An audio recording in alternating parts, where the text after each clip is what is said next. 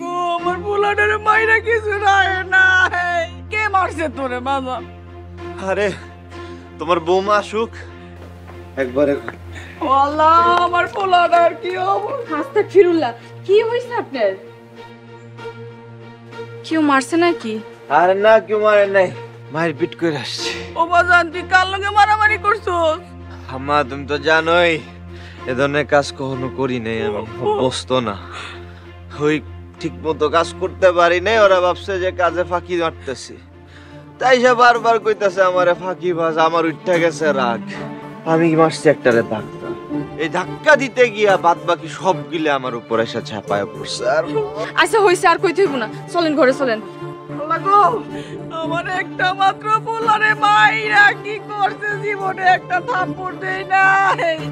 বোমা, আমার পোলায় যখন মাটি কাটতে গেছিল তখন যদি তুমি আমাকে লাগে আমার পোলাটারে বাধা দিতা, তাহলে আজকে যাইতো না, এরকম মাইরো গাইতো না গো। আমা থামো তো, খামাখা হাফসার দোষ দিও না।